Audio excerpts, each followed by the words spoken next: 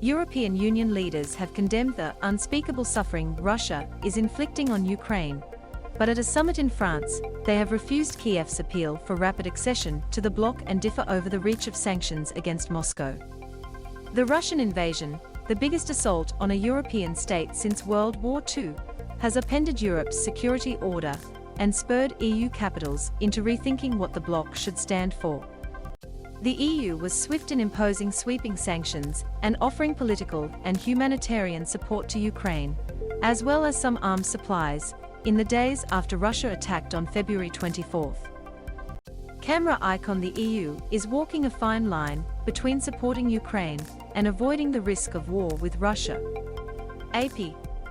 However, cracks have appeared in the bloc's united front, from its reaction to Kiev's demand for an accelerated membership of the wealthy club to how fast it can wean itself off Russian fossil fuels and how best to shape an economic response.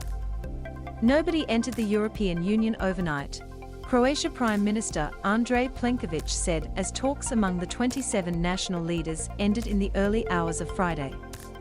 Chairman Charles Michel said in a show of sympathy and moral support, Ukraine belongs to the European family.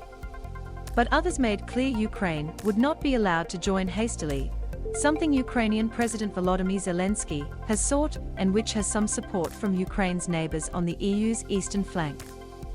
There is no fast-track process, said Dutch Prime Minister Mark Rutte, while adding the bloc would continue deepening ties with Kiev. Nor could the door to accession be closed, French President Emmanuel Macron said. Can we open a membership procedure with a country at war? I don't think so. Can we shut the door and say never?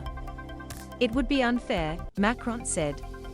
Camera icon: Ukrainian soldiers on an armored personnel carrier pass by people carrying their belongings as they flee the conflict in the Vyshgorod region close to Kiev, Ukraine. Efrem Lukatsky, AP. Camera icon: Pryazovsky State Technical University building is seen damaged by shelling in Mariupol, Ukraine, Thursday. Evgenia Maloletka, AP. Camera icon: a woman from Ukraine stands at the border with her fiancé from the United States as she waits to ask for asylum. Gregory Boole, AP. Joining the EU is a process that usually takes years and requires meeting strict criteria, from economic stability to rooting out corruption to respecting human rights.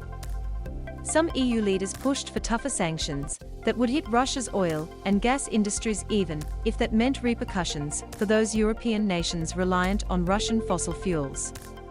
Latvian Prime Minister Krišjānis Kariņš, whose country shares a border with Russia, said cutting off Russian oil and gas would be the most effective way to get Putin to the negotiating table. Camera icon: Russian President Vladimir Putin.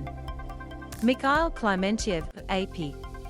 German Chancellor Olaf Scholz did not comment on whether the bloc should ban Russian oil imports, which Berlin has ruled out so far.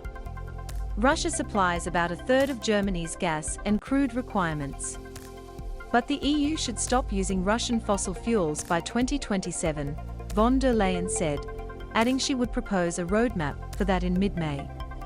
The leaders resume on Friday to consider policy to tackle defense and energy spending related to the war in Ukraine.